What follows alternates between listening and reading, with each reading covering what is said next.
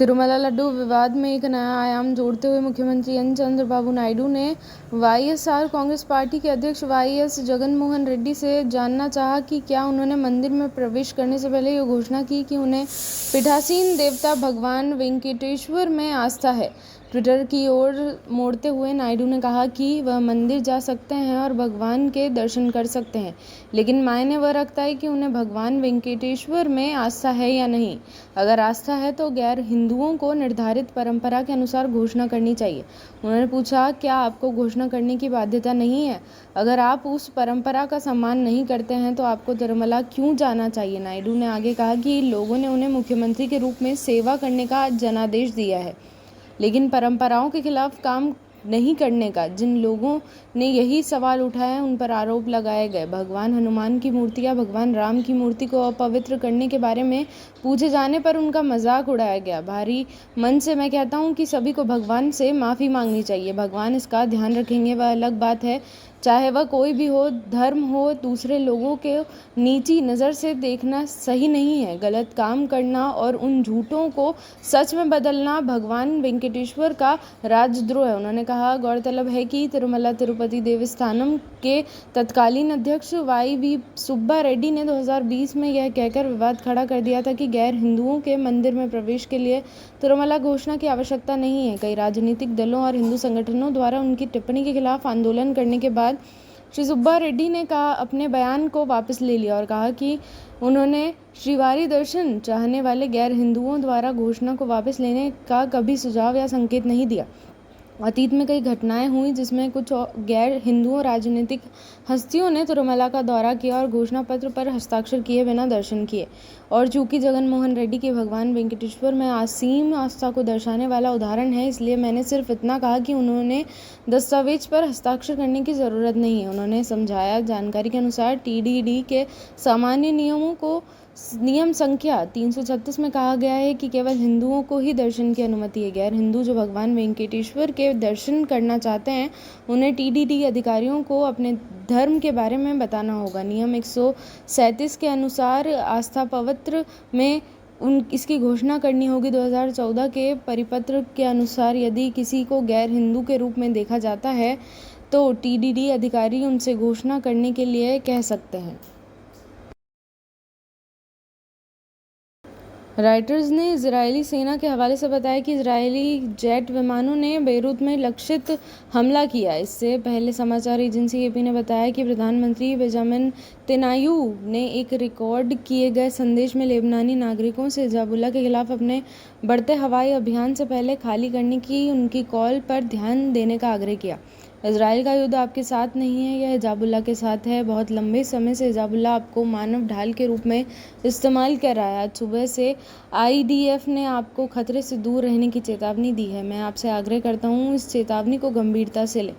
Netanyahu ने कहा, Hezbollah को अपने और अपने परिजनों के जीवन को खतरे में न डालने दें। एक बार हमारा ऑपरेशन समाप्त हो जाए तो आप सुरक्षित अपने घरों वापस जा सकते हैं। एपी की रिपोर्ट में कहा गया है कि यह चेतावनी इजराइल द्वारा हिजबुल्लाह के सैकड़ों ठिकानों पर हवाई हमलों की अपनी सबसे व्यापक लहर में आई है, जिसमें 50 बच्चे और 39 महिलाओं सहित 558 लोग मारे गए और लेबनानी गिनती के अनुसार 1835 घायल हो गए। यह 2006 के बाद से लेबनान में सबसे घातक हमला था। हाल ही में हुए हमले संघर्ष के लगभग एक साल के सीमा पार से होने वाली सबसे भीषण गोलीबारी के बीच हुए हैं, क्योंकि इजराइल अपना ध्यान अपनी उत्तरी सीमा पर केंद्रित कर रहा है, जहां हिजबुल्लाह अपने सहयोगी हमास के समर्थन में इजराइल में रॉकेट दाग रहा है, जो गाजा में इजराइल के साथ युद्ध लड़ रहा है। लेबनान के पेजर और वॉकी-टॉकी हमले में ठीक बाद जिसमें कुछ हिजबुल्लाह नेताओं की जान चली गई। पिछले हफ्ते इजरायली सेना ने बेरूत में हवाई हमले किए, जिसमें सबसे हालिया हमला हिजबुल्लाह के किलून रावडान फोर्स के एक वरिष्ठ नेता इब्राहिम अकील की हत्या थी। राइटर्स की रिपोर्ट के अनुसार हिजबुल्लाह ने जवाबी कार्यवाही में उत्तरी इजराइलियों के इलाकों में 100 से ज़्यादा रॉकेट दागे, जिसमें से कुछ उत्तरी शहर हाइफा के पास गिरे।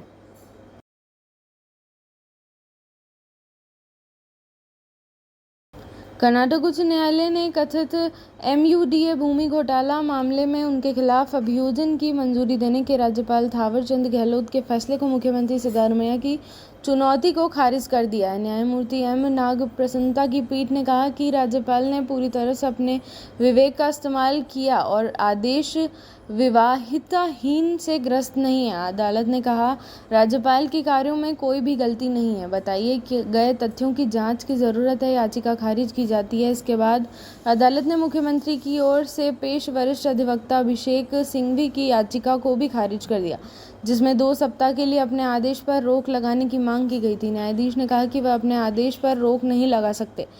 उच्च न्यायालय के फैसलों का मतलब है कि निचली अदालत अब मुख्यमंत्री के खिलाफ कानूनी कार्यवाही शुरू कर सकती है, जिसमें प्राथमिकी दर्ज कराना और सिद्धारमैया पर दबाव बढ़ाना शामिल होगा। उच्च न्यायालय ने पहले निचली अदालत को अपने फैसले तक कोई कार्यवाही नहीं करने का आदेश दिया था। फैसले से पहले उनके आवास के आसपास सुरक्षा बढ़ा दी गई थी और पुलिस को अप्रिय घटनाओं को रोकने के लिए हाई अलर्ट पर रहने को कहा गया था, जो कथित भूमि घोटाले को लेकर राजनीतिक तनाव को रेखांकित करता है। अदालत के फैसले पर प्रतिक्रिया देते हुए मुख्यमंत्री ने न्यायिक प्रणाली में अपने विश्वास को रेखांकित किया और कहा, मैं कानून और संविधान में विश्वास करता हूं, अंततः सत्य की जीत होती है। भाजपा ने इस्तीफा मांगा। फैसले के तुरंत बाद भारतीय जनता पार्टी, जिसने इस मामले में कांग्रेस सरकार और सिद्धारमैया को निशाना बनाया है, ने एक बार फिर मुख्यमंत्री के इस्तीफे की मांग करते हुए हंगामा किया। भाजपा की राज्य इकाई के प्रमुख BY विजयेंद्र ने सिद्धारमैया से बिना किसी देरी के तुरंत इस्तीफा देने की मांग की। सर्वोच्च न्यायालय ने पंजाब के मेडिकल कॉलेजों में अनिवासी भारतीय कोटा के विस्तार की निंदा की और इसे एक धोखाधड़ी कहा, जो अधिक मेधावी छात्रों को प्रवेश प्रक्रिया से बाहर कर देता है। भारत के मुख्य न्यायाधीश धनंजय वाई चंद्रचूड़ की अगुवाई वाला पीठ ने पंजाब हरियाणा उच्च न्यायालय के आदेश को चुनौती देने वाली याचिकाओं को खारिज कर दिया, जिसने NRI कोटा मानदंड को व्यापक बनाने के पंजाब सरकार के कदम को खारिज कर दिया, जिसमें NRI के दूर के रिश्तेदार भी शामिल थे। हमें अब इस NRI कोटा कारोबार को रोकना चाहिए। यह पूर्ण धोखाधड़ी है और यही हम अपनी शिक्षा प्रणाली के साथ कर रहे हैं। पीठ ने टिप्पणी की, जिसमें जस्टिस JB पारीवाला ने और मनोज मिश्रा शामिल थे। उन्होंने इस बात पर जोर दिया कि NRI कोटे का इस्तेमाल योग्यता आधारित प्रवेश को दरकिनार करने के लिए किया जा रहा है। पीठ ने कहा कि NRI पात्रता की व्यापक व्याख्या, जो दूर के रिश्तेदारों को भी अर्हता प्राप्त करने की अनुमति देती है, इस धोखाधड़ी का अंत होना ही चाहिए। यह NRI कारोबार धोखाधड़ी के अलावा और कुछ नहीं है। यह अब खत्म हो गया है। वार्ड क्या है? आपको बस यह कहना है कि मैं X की देखभाल कर रहा हूँ। देखिए, जिन छात्रों को 3 गुना अधिक अंक मिले हैं वे हार गए। हम अपना अधिकार किसी ऐसी चीज़ को नहीं दे सकते जो स्पष्ट रूप से अवैध है। पीठ ने कहा, शीर्ष अदालत की सख्त टिप्पणी 20 अगस्त को जारी पंजाब सरकार की अधिसूचना की पृष्ठभूमि में आई है, जिसमें चाचा चाची, दादा दादी और चचेरे भाई जैसे रिश्तेदारों को शामिल करने के लिए NRI उम्मीदवारों को फिर से परिभाषित किया गया है। इस विस्तार को पंजाब और हरियाणा उच्च न्यायालय ने 11 सितंबर को रद्द कर दिया था, जिसने इस कदम को अनुचित और NRI कोटा के मूल्य उद्देश्यों के विपरीत पाया, जिसका उद्देश्य वास्तविक NRI को भारत में अध्ययन करने का अवसर प्रदान करना था। सुनवाई के दौरान वरिष्ठ अधिवक्ता शादान फरासत ने तर्क दिया कि NRI कोटा की व्यापक संख्या पहले से ही हिमाचल प्रदेश और उत्तर प्रदेश सहित अन्य राज्यों में इस्तेमाल की जा रही। हालांकि सर्वोच्च न्यायालय ने इन तर्कों को दृढ़ता से खारिज कर दिया था तथा दोहराया कि व्यापक परिभाषा योग्यता को कमजोर करती है तथा कम योग्य अभ्यर्थियों को शैक्षणिक प्रदर्शन के बजाय वित्तीय शक्ति और संबंधों के आधार पर प्रवेश पाने का अवसर देती है। अधिकारियों ने बताया कि महाराष्ट्र का अपराध जांच विभाग बदलापुर यौन उत्पीड़न मामले के आरोपी अक्षय शिंदे की हत्या की जांच अपने हाथ में ले सकता है। इससे पहले फॉरेंसिक विज्ञान विशेषज्ञों की एक टीम ने उस पुलिस वाहन की जांच की, जिसमें सोमवार शाम को एक पुलिस अधिकारी ने कथित तौर पर शिंदे को गोली मारी थी, और जांच के लिए खून के नमूनों और 4 खाली गोलियों के खोल एकत्रित किए। थाने पुलिस ने दावा किया था कि बदलापुर बलात्कार के आरोपी ने सब इंस्पेक्टर नीलेश मोरे की कमर से एक सर्विस पिस्तौल छीन ली और पुलिस टीम पर 3 राउंड फायर किए। नीलेश मोरे को बाएं जांघ में चोटें आई, जबकि वरिष्ठ निरीक्षक संजय सिंधे ने आखिरी गोली चलाई थी, जिससे आरोपी मुठभेड़ में मारा गया। इस मुठभेड़ में महाराष्ट्र में राजनीतिक विवाद को जन्म दे दिया है। थाने अपराध शाखा अक्षय शिंदे को तलोजा सेंट्रल जेल से ठाणे ले जा रही थी, जिससे पिछले महीने बदलापुर के एक स्कूल में 2 4 वर्षीय लड़कियों के साथ कथित तौर पर यौन उत्पीड़न करने के आरोप गिरफ्तार किया गया था। उससे बोईसर पुलिस स्टेशन में पिछले हफ्ते उसकी अलग रह रही दूसरी पत्नी द्वारा दर्ज कराए गए मामले से संबंधित पूछताछ की जाएगी।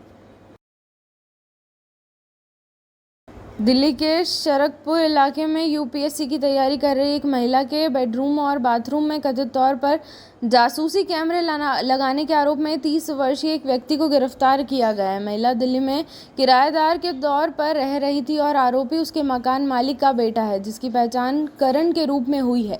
महिला द्वारा छिपे हुए उपकरणों की खोज करने और पुलिस को सूचित करने के बाद उसे हिरासत में ले लिया गया है। यूपीएससी परीक्षा की तैयारी कर रही महिला को अपने व्हाट्सएप अकाउंट पर असामान्य गतिविधि देखने के बाद संदेह हुआ। जब उसने अपने लिंक किए गए उपकरणों की जांच की तो उसने पाया कि उसके खाते को किसी अज्ञात लैपटॉप से एक्सचेंज किया गया था। इसने उससे अपने अपार्टमेंट की तलाशी लेने के लिए प्रेरित किया, जिसकी परिणाम स्वरूप उसके बाथरूम के बल्ब होल्डर के अंदर एक जासूसी कैमरा मिला। उत्तर प्रदेश में खाने पीने की चीज़ों में थूकने और मूत्र मिलाने की घटनाओं का संज्ञान लेते हुए मुख्यमंत्री योगी आदित्यनाथ ने निर्देश दिया कि सभी खाद्य केंद्रों पर संचालकों, मालिकों और प्रबंधकों का नाम और पता अनिवार्य रूप से प्रदर्शित किया जाना चाहिए। उन्होंने यह भी निर्देश दिया कि शेफ और वेटर मास्क और दस्ताने पहने और होटलों और रेस्टोरों में सीसीटीवी लगाना अनिवार्य करें। लखनऊ में एक उच्च स्तरीय बैठक को संबोधित करते हुए आदित्यनाथ ने कहा कि खाद्य पदार्थों में मानव अपशिष्ट की उपस्थिति घृणित है और मानव अपशिष्ट या गंदी चीज़ों से खाद्य पदार्थों में मिलावट करने वालों के खिलाफ सख्त कार्यवाही का आदेश दिया। एक आधिकारिक बयान में कहा गया, 12 सितंबर को सहारनपुर जिले के एक भोजनालय में रोटी बनाते समय एक किशोर को थूकते हुए देखने वाला एक कथित वीडियो सोशल मीडिया पर वायरल हुआ, जिसके बाद सुविधा के मालिक को गिरफ्तार कर लिया गया। पिछले हफ्ते गाजियाबाद जिले में एक जूस विक्रेता को ग्राहकों को मूत्र के साथ मिश्रित फलों के रस परोसने के आरोप में गिरफ्तार किया गया था। जून में नोएडा में पुलिस ने 2 लोगों को उनके थूक से दूषित जूस बेचने के आरोप में गिरफ्तार किया था। ऐसी घटनाओं के मद्देनजर मुख्यमंत्री ने प्रदेश के सभी होटलों, ढाबों, रेस्टोरेंट एवं संबंधित प्रतिष्ठानों की गहन जांच सत्यापन के निर्देश भी दिए। आम जनता की स्वास्थ्य सुरक्षा सुनिश्चित करते हुए आवश्यकता अनुसार नियमों में संशोधन करने के भी निर्देश दिए। आदित्यनाथ ने कहा, ढाबों, रेस्टोरेंट एवं खाद्य प्रतिष्ठानों की गहन जांच की जाए तथा प्रत्येक कर्मचारी का पुलिस सत्यापन कराया जाए तथा खाद्य पदार्थों की शुद्धता एवं पवित्रता सुनिश्चित करने के लिए खाद्य सुरक्षा एवं मानव अधिनियम को भी आवश्यक संशोधन किए जाएं। बयान के अनुसार अब खाद्य केंद्रों पर संचालक, प्रॉपर्टाइजर, मैनेजर आदि का नाम एवं पता प्रदर्शित करना अनिवार्य होगा। मुख्यमंत्री ने कहा, अब शेफ हो या वेटर, उन्हें मास्क एवं दस्ताने पहनने होंगे तथा होटलों, रेस्टोरों में सीसीटीवी लगाना अनिवार्य होगा। केंद्रीय गृह मंत्री अमित शाह ने ट्वीट किया, संयुक्त राज्य अमेरिका के 3 दिवसीय सफल दौरे पर पीएम मोदी को बधाई। यह दौरा मोदी की कूटनीति के सिद्धांत को और मजबूत करता है, जिसने पिछले 10 वर्षों में भारत को सतत विकास के उदाहरणों के माध्यम से वैश्विक परिवर्तनकर्ता की भूमिका के लिए प्रेरित किया है। सफल क्वाड शिखर सम्मेलन, मोदी और अमेरिका मेगा सामुदायिक कार्यक्रम और भविष्य का संयुक्त राष्ट्र शिखर सम्मेलन दुनिया भर में उनकी बेजोड़ लोकप्रियता को दर्शाता है। मोदी जी के नेतृत्व ने न केवल एक राष्ट्र के रूप में भारत को कद को बढ़ाया है जिसकी हर कोई सुनता है, बल्कि एक ऐसा राष्ट्र के रूप में भी जिसे हर देश मानवता के उत्थान में भागीदार के रूप में स्वीकार करता है। संयुक्त राष्ट्र महासभा का 79वां सत्र अमेरिकी राष्ट्रपति जो बिडेन कहते हैं, राष्ट्रपति ओबामा के उपराष्ट्रपति के रूप में उन्होंने मुझे इराक में सैन्य अभियानों को समाप्त करने के लिए काम करने के लिए कहा और हमने ऐसा किया। मैं राष्ट्रपति के रूप में पद पर आया हूं। अफगानिस्तान ने अमेरिका के सबसे लंबे युद्ध के रूप में वियतनाम की जगह ले ली थी। मैं इसे समाप्त करने के लिए दृढ़ था और मैंने ऐसा किया। यह एक कठिन निर्णय था लेकिन सही निर्णय था। 4 अमेरिकी राष्ट्रपतियों ने उस निर्णय का सामना किया था, लेकिन मैं इसे 5वें राष्ट्रपति के लिए नहीं छोड़ने के लिए दृढ़ था। ये एक ऐसा निर्णय था जो त्रासदी के साथ जुड़ा था। आत्मघाती बम में सैकड़ों अफगानों के साथ 13 बहादुर अमेरिकियों ने अपनी जान गंवा दी। मुझे लगता है कि वे लोग भी मारे गए। मैं हर दिन उनके बारे में सोचता हूँ। मैं उस युद्ध के 20 वर्षों के दौरान सभी 2461 अमेरिकी सैन्य मौतों के बारे में सोचता हूँ। मैं अपने देश के गठबंधन और साझेदारी को उस स्तर तक पुनर्निर्माण करने के लिए भी दृढ़ था जो पहले कभी नहीं देखा गया। हमने ऐसा किया। हमने बस यही किया। पारंपरिक संधि गठबंधनों से लेकर संयुक्त राज्य अमेरिका, जापान, ऑस्ट्रेलिया और भारत के क्वाड जैसी नई साझेदारियों तक। आंध्र प्रदेश के उप मुख्यमंत्री पवन कल्याण ने ट्वीट किया, प्रधानमंत्री मोदी की अमेरिका यात्रा ने हर भारतीय की आत्मा को झकझोर दिया है।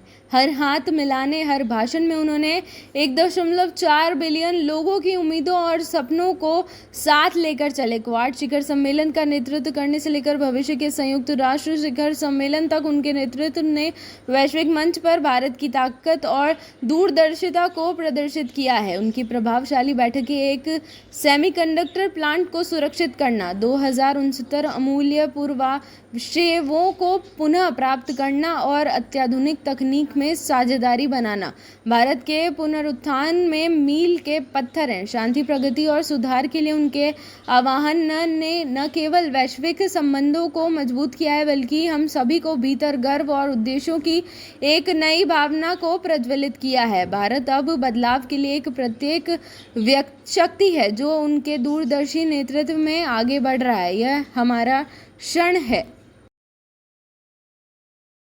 केंद्रीय मंत्री शिवराज सिंह चौहान ने कहा, झारखंड में आज अन्याय की अति हो गई है। यहाँ हुई कांस्टेबल भर्ती में कई बच्चों की मौत हो गई। सत्ता के लालच में वे इतनी भाग दौड़ में लगे कि दर्जनों परिवारों के घर बर्बाद हो गए। हम हेमंत सोरेन सरकार ने जो वादा किया था वो पूरा नहीं कर रही है। पीएम मोदी की अमेरिका यात्रा पर केंद्रीय मंत्री और भाजपा अध्यक्ष जेपी नड्डा ने कहा, पीएम नरेंद्र मोदी की अमेरिका यात्रा पैमाने और इसके परिणामों के मामले में महत्वपूर्ण और सार्थक रही है। हर भारतीय को इस बात पर गर्व है कि राष्ट्रपति बिडेन ने डेलावेयर में अपने आवास पर पीएम मोदी की मेजबानी की। दुनिया के सबसे पुराने, सबसे बड़े लोकतंत्रों में के नेताओं के बीच यह निरंतर जुड़ाव वैश्विक शांति और कल्याण के लिए बहुत अच्छा है। क्वाड मीटिंग भी बहुत खुशी का क्षण रहा है क्योंकि यह दर्शाता है कि कैसे साझा मूल्यों वाला राष्ट्र एक साथ आ सकता है और पृथ्वी के सामने आने वाली प्रमुख चुनौतियों को कम कर सकते हैं। क्वाड और अधिक सार्थक बनने के पीएम मोदी और अपने प्रयासों को अन्य क्वाड नेताओं ने भी उचित रूप से नोट किया। पीएम मोदी की द्विपक्षीय बैठकें, चाहे वह राष्ट्रपति अब्बास के साथ हो या राष्ट्रपति जेलेंस्की के साथ, यह बढ़ती भावना का संकेत देती है कि विश्व शांति पर उनके हस्तक्षेप को बहुत महत्व दिया जाता है और राजनीति से त्रस्त दुनिया में आशा की किरण भी पेश करता है। केंद्रीय मंत्री ने आगे कहा, भारत के स्वास्थ्य मंत्री के रूप में मैं क्वाड नेताओं द्वारा कैंसर मूनशॉट पहल शुरू करने की पूरी तरह से खुश हूं। इससे कैंसर के खिलाफ लड़ाई को बल मिलेगा और दुनिया भर में लाखों लोगों के जीवन पर प्रभाव पड़ेगा। वायरल वीडियो पर महाराष्ट्र कांग्रेस अध्यक्ष नाना पटोले कहते हैं, हिंदुओं के नाम पर राजनीति करने वाले लोग राज्य और केंद्र सरकार में बैठे हैं। वे बेनकाब हो गए हैं। वे राजनीति के लिए हिंदुओं का इस्तेमाल करते हैं। वे राजनीति के लिए भगवान राम का इस्तेमाल करते हैं। महाराष्ट्र में यह उनकी भाजपा सरकार है। वे किस हिंदुत्व की बात करते हैं? भाजपा जानबूझकर आस्था को राजनीति में लाकर लोगों को गुमराह करती है, लेकिन उनकी असलियत अब सामने आ गई है।